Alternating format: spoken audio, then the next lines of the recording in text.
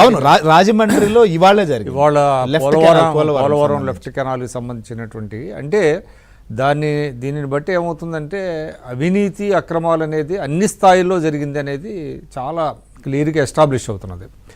లేకపోతే అసలు ఎందుకు తగలబెడతారు? ఆల్రెడీ మదనపల్లిలో జరిగింది, పెద్ద ఇష్యూ అయింది. తర్వాత ఒక్కొక్కటి ఇంకా జరుగుతూనే ఉన్నాయి.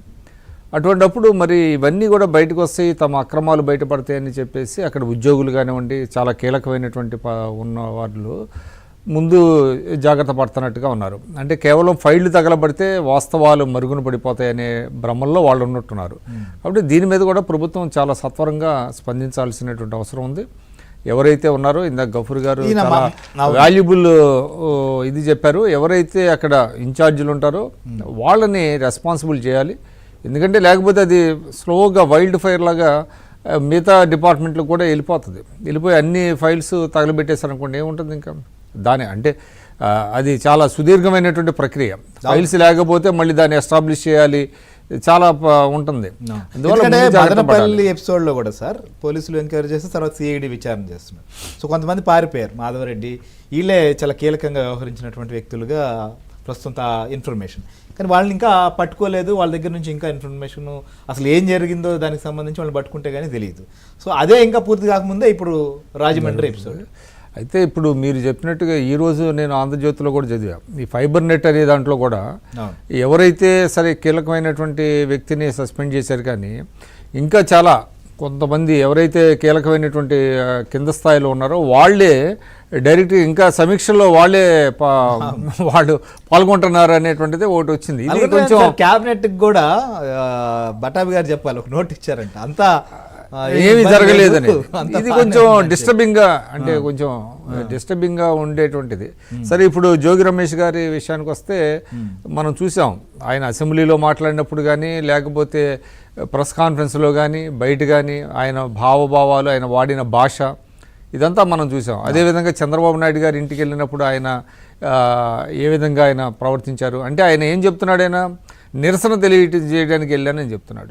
అంటే ప్రజలందరూ చూశారు, థ్యాంక్స్ టు మనకి ఎలక్ట్రానిక్ మీడియా వచ్చింది కాబట్టి ఎవరు ఏంటి అనేది వాళ్ళకి చెప్పక్కర్లా. వాళ్ళు ఏ విధంగా అసెంబ్లీని ఉపయోగించుకున్నారు, అసెంబ్లీని వేదికగా దేనికి ఉపయోగించుకున్నారు, ప్రజా సమస్యలను చర్చించడానికి ఉపయోగించారా, లేకపోతే ప్రతిపక్ష నేతల్ని హీనంగా చాలా దారుణంగా విమర్శించడానికి ఉపయోగించారనేది మనకు తెలుస్తుంది. కాబట్టి జోగి రమేష్ గారు ఇవాళ చాలా ఆయన అసలు ఎంత దీన్ని మాట్లాడుతున్నాడంటే, ఇది ఎందుకు తెచ్చుకున్నారు, ఇటువంటి పరిస్థితిని ఎందుకు తెచ్చుకున్నారు అంటే అధికారం శాశ్వతం, ఎప్పటికీ మనమే ఉంటాం అధికారంలో అనేటువంటిది ఒకటి ఇచ్చారు. తర్వాత ఇంకోటి ఆయన ఏమంటాడు, నేనేదో పేపర్లో ఒక అడ్వర్టైజ్మెంట్ ఇచ్చాను, ఎవరు చదవని పేపర్లో ఏదో ఇస్తారు కొన్నిట్లకి, అట్లా ఉంటాయి. ఎవరు అంటే ఇప్పుడు ఈనాడులోనో జ్యోతిలోనో సాక్షిలోనో, అట్లీస్ట్ సాక్షిలో ఆయన ఇచ్చాడా, ఏదో చిన్న పేపర్లో చదవని పేపర్లో ఊరికే అట్లా ఇస్తారు. అది దాన్ని ఎవరు అసలు పరిగణలోకి తీసుకోరు. ఏదేమైనప్పటికీ ఎవరికి తెలుస్తుంది సార్, ఇప్పుడు ఒక ప్రభుత్వ కార్యాలయానికి సంబంధించిన సర్వే నెంబర్ ఉంటుంది సార్, ఆ సర్వే నెంబర్ మీద ఒకరు ప్రకటన ఇస్తారు, ఈ ల్యాండ్ని నేను కొనాలి అనుకుంటున్నాను అని అంటే అది ఎంతమందికి ఆ సర్వే రీచ్ అవ్వదండి. ఇప్పుడు పలానా కార్యాలయం అక్కడ ఉంది, లేకపోతే పలానా ఆ ల్యాండ్ని పలానా బాధితులకు సంబంధించింది, పలానా అటాచ్మెంట్ ఉందని చెప్పి దాంట్లో ఏమైనా మెన్షన్ చేశారా? ఏవో చట్టంలో ఉండే లొసుగుల్ని ఆధారం చేసుకొని ఇవన్నీ కూడా ఫ్యాబ్రికేట్ చేసి తప్పించుకోవాలని చూస్తున్నారు. ఏదేమైనప్పటికీ ఇంకోటి, గాది వెంకటేశ్వరరావు గారు ఇందాకేమో చాలా ఆయన హెచ్చరికలు విపరీతంగా చేస్తూ ఉంటారు, కానీ యాక్షన్ మాత్రం కనబడతలేదు. ఇప్పుడు ప్రజలందరూ కోరుకుంటుంది ఏంటంటే యాక్షన్ కావాలనేది ఎక్కువగా ఉంది. ఇన్ని అక్రమాలు చేశారు, అక్రమాలు చేసిన వాళ్ళ మీద ఏంటి చర్యలు అనేటువంటిది కూడా కొంత ఉన్నది. సరే,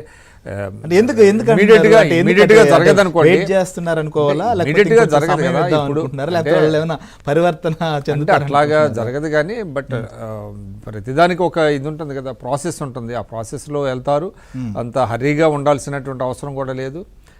ప్రజలు ఏదైతే కోరుకుంటున్నారు, బట్ ఈ అక్రమార్కులందరినీ కూడా చట్టానికి అప్పచెప్పాలి. పైగా ముఖ్యంగా ఏంటంటే ప్రజాధనాన్ని కక్కించాలండి.